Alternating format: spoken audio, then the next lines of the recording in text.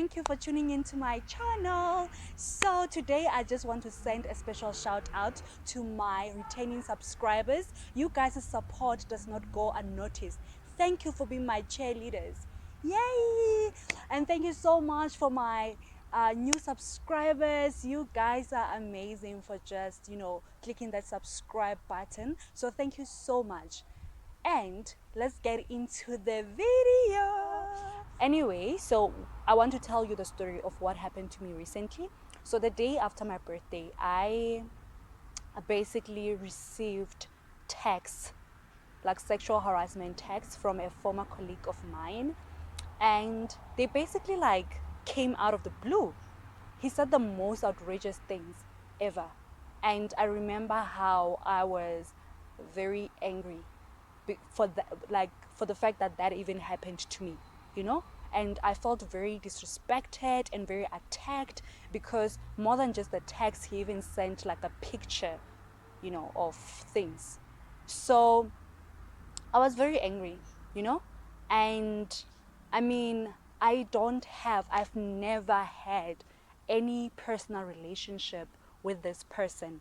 I've met them once, and I've never spoke to them on a personal capacity. I've never texted them on WhatsApp for any reason. I didn't even know that they even have my number. Like, that's how deep it is. And I mean, I blocked the person, and I remember thinking to myself, I think it's just time to just let this go.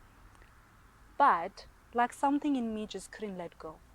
And I realized that this was a trigger, this was a trigger for all the sexual harassment I've ever faced, and most of which was more physical, and it came from people that were tasked to, or rather whom I thought were supposed to protect me, and I think I think that at the end of the day, the emotional scars are still there, and they do not go, unnoticed. But from time to time, I just kind of took that as a hit, like as a kick that you just have to take and move on. And I think at some point I thought the expectation was for me to just dust myself up and move on. But for some reason, this cyber sexual harassment thingy just caught me off guard, and it just kind of rubbed me the wrong way. It rubbed me the wrong way. And I know that, it probably sounds crazy that I felt like for the first time I need to get this perpetrator punished. And it just sounds crazy because it's text. And that's how that's like sort of a mental argument that I keep on having from time to time, that is just text. But then it occurred to me, having heard so many sexual harassment stories from different people, from the media, from people in my life and all of that, it occurred to me that there are certain defining similarities between people who have been sexually harassed. Number one, is not that deep. I mean, maybe he didn't think what he was doing was wrong. Well, he knew very well that what he was doing was wrong. I think the only difference is that he didn't calculate that you would take it that far, as far as reporting him, and I mean, I think whatever the sexual urges or motivations that someone has, you shouldn't be at the receiving end of that, And number two, they are just texts, or it was just a comment, or it was just, a little stroke on the hand or whatever. They are not just texts or little strokes or a little touch. They were made and, designed specifically to make you feel, uncomfortable. They were made to get a reaction from you. Number three, maybe he didn't mean it that way. Girl, he meant it exactly how you received it. I think if there is anything to go by, the fact that you felt uncomfortable is all the more reason why you should be concerned. Number four, it's my fault. Yo, baby girl, sex predators will play with your mind. You will walk away feeling like you have made them do what they did to you. You will walk away confused, and they will make you convince yourself that you invited them in.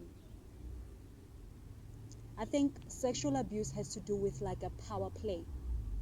No one who thinks that you yield even the slightest power more than them will actually attempt to abuse you. Like that's just rare.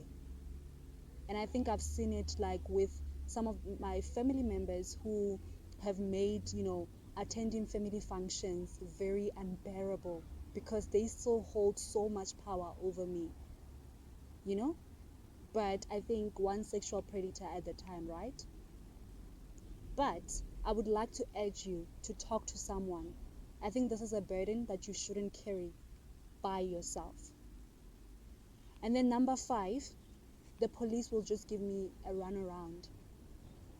I mean, that might be true because, if it's anything to go by, a lot of our sisters are a testimony to that. However, sex predators know that going to the police is very intimidating. So when they do things to us, they know that chances of going to the police are this small, right? So I think it's better to fight for your justice than look at yourself every day on the mirror and watch yourself fading away because of depression, because of your like suicidal thoughts, because you want to, to just end it all. Please, please, please, please, I urge you, talk to someone. I think we have so many toll-free numbers for, for counseling. Talk to a psychologist or call these toll-free numbers where you can get like free counseling and talk to someone. This is not a burden that you can just carry on your own.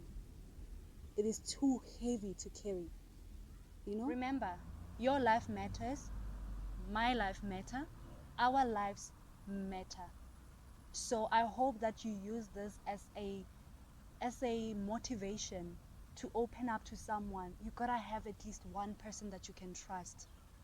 Please, you do not have to go through this alone. I know what it means, how it feels to go through years of silence, and it's not healthy. Anyway, I love you guys, and I hope that if it's anything to go by, this video has helped you in some way.